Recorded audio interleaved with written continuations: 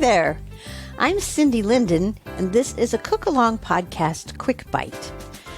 I want to share with you a dessert today that is incredibly fast and very rich and super chocolatey.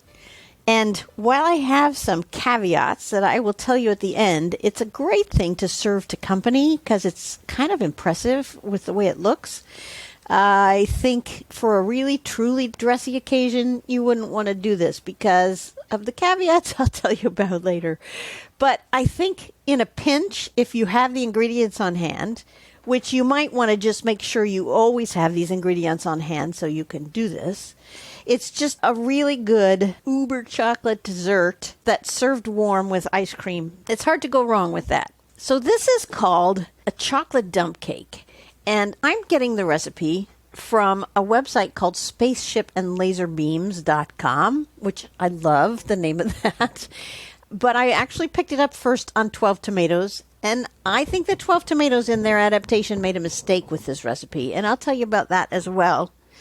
This went over really well the night that I served it. It's beautiful. It looks irresistibly rich and decadent and tastes that way as well. So I just thought I'd share the recipe with you because something that is that fast and easy, I don't even need to walk you through as we do it because there's no cooking really involved.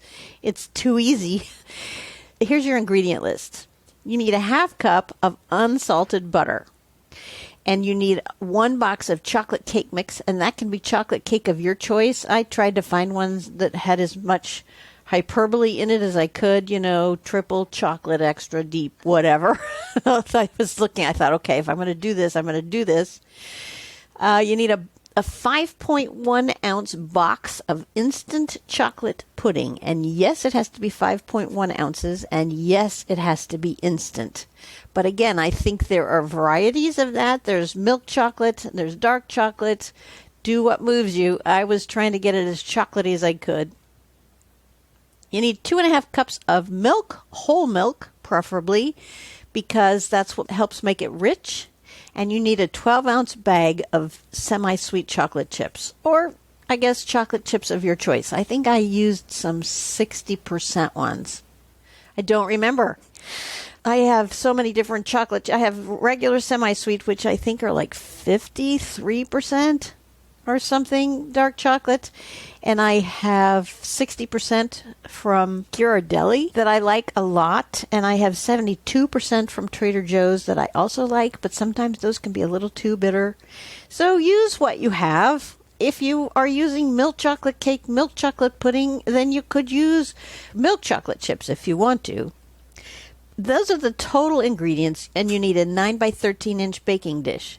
And no, a 9 by 11 will not work. And an 8 by 8, you can't really cut it in half. You really need a 9 by 13 because that's what makes this chemistry turn the cake into something gooey and rich. Okay? I'm going to tell you the whole recipe. It's so crazy, easy, goofy that a 5-year-old could do this. So first thing you're going to do is you're going to melt that butter. You want to put it in the microwave or on the stove or whatever. You want the whole half cup of it melted and then set aside to cool because you don't want it hot, okay? That's the very first thing. And you're going to preheat your oven to 350 degrees. Then your 9 by 13 inch baking dish needs to be sprayed with nonstick spray so that the cake won't stick. This is just so crazy. I'm sorry, I've never made a dump cake before. It's not even like baking. It's more like, those easy bake oven things that some of us had when we were kids where you just open a packet and add water and then you cook it in this little tiny oven. It's really almost as easy as that. You dump the chocolate cake mix and spread it around in the bottom of that sprayed 9 by 13 inch pan. And then you open the chocolate pudding and you just sprinkle it evenly over all the cake mix. Now, here's where the two recipes, the one from the original people, Spaceships and Laser Beams, and the 12 tomatoes recipes differ. And I'll tell you why we're doing it the original way in a minute. But what you want to do now is add the milk, the 2.5 cups of milk. You want to mix it with the butter. This is why the butter can't be hot, because it'll curdle the milk if you do that. So you want to mix it together as much as it will. It's kind of like oil and water isn't going to mix completely, but mix it as well as you can. And then pour the milk / butter over the top of the cake mix and the pudding mix. In the 12 tomatoes recipe, they have you just do the milk. They don't melt the butter. They slice up the butter really thinly and put it on the top after everything else is done and let it bake there into the cake from the top down. I think that doesn't mix in as well, and it also left this kind of odd-looking white web, I guess, over the top of the cake that was unappealing, and I thought, well, that seems like a waste of good butter. It should be down inside the cake. So that's why I'm saying go back to the original people's idea, which is mixing them together. Once you've poured the milk and butter mix on top of the cake and pudding mix, you just whisk it slightly or stir it. It doesn't need to be completely mixed up, but you want it kind of incorporated all together. A few little dry lumps aren't going to hurt anything, but it's also not helpful to have them be very large or very many. And then you take that whole bag of chocolate chips that you decided to use and you sprinkle them over the top. Cake is finished. You bake it and it's done. So you want to bake it in that 350 degree preheated oven for 40 to 45 minutes. You'll be able to tell. It doesn't matter if it's a little underdone because it's supposed to be gooey. You just don't want to burn the edges, although I like my edges just a hair chewy. So I don't mind the edges, but it'll probably be better if you undercook it than if you overcook it. So check it at 40 minutes. And then you want to serve it warm. And it's kind of so chocolatey rich that you are going to want to serve it with some vanilla ice cream. And I suppose some other flavor of ice cream would work, but something that contrasts the chocolate, not a chocolate ice cream. Serve it with strawberry or raspberry or caramel or something. The vanilla really, of course, is the perfect contrast, especially if it's a good quality vanilla ice cream. One of my caveats is that it's really best being eaten the first day because you can take it out and warm it up and it'll keep just fine. But warming it up doesn't give it quite the same consistency as when you first take it out of the oven. And of course, you don't want it like super hot. Let it cool a few minutes. But having it really right out of the oven and then having the ice cream kind of melt over the top, that's what kind of makes this cake. And I know that just eating it sort of room temperature the second day, it's just sort of a super moist chocolate cake, but there's nothing remarkable or unusual about it. The chips stay a little bit soft, which is nice, but the rest of the cake is just a cake. Which brings me to the second caveat, and this may be a bigger one, and maybe for some of you it matters not at all. When I served this cake, my experience was that it was good, and it was rich, and it was gooey, and it was melty, and it was, the chocolate chips were all liquid, and it was lovely. And some part of my brain went, ooh, really, this is really chocolatey good. And some other part of my brain went, this is fine. Which, of course, is not what I'm after when I'm baking. Fine is not what I'm after. And then one of the people that I served it to, I was telling how easy this is. I said, you won't believe how easy this is. You just put the cake mix and the stuff, and she said, that's what the flavor is. I couldn't identify it, but that's what it is. It's a cake mix. And I never really thought about that before, about cake mixes having a distinctive flavor, because they're so good, really.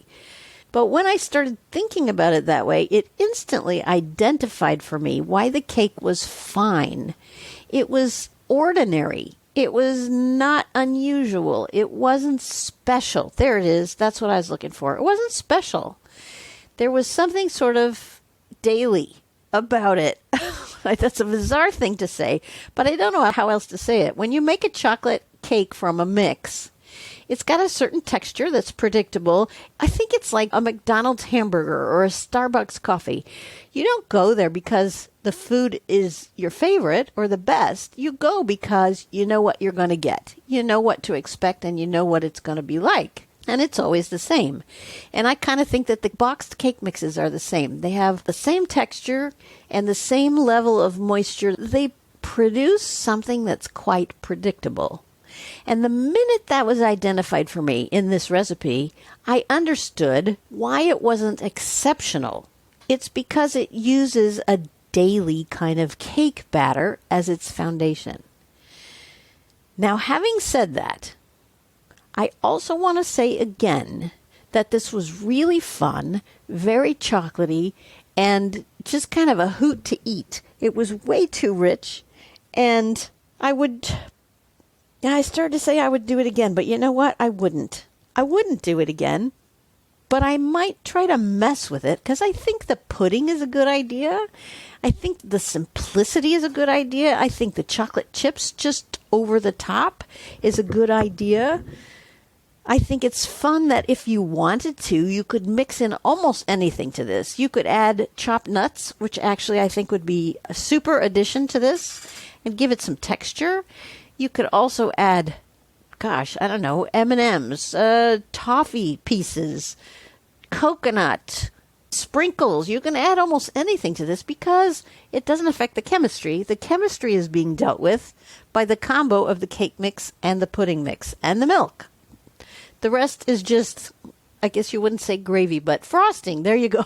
The rest is just frosting on the cake. So you can do anything you want with it, and I think that's lovely. I would not serve this for a fancy dinner, but for having my kids come over for dinner or having it in the house just so I could whip this up at the last minute for unexpected friends dropping by and you want something sweet, I would definitely do that again. Which is why I bothered to tell you about it, because I think it's fun. It was just fun. Cooking it was fun because it took so little. Serving it was fun because we didn't know what we were going to get. And it was, like I said, moist and gooey and had melty chocolate all over it. And really, how can that be a bad thing? So next time you're looking for a very easy, very chocolate dessert, all you need is butter, milk, cake mix, and pudding. And chocolate chips. Oh, don't forget the chocolate chips. That's my quick bite 2 cents for the day.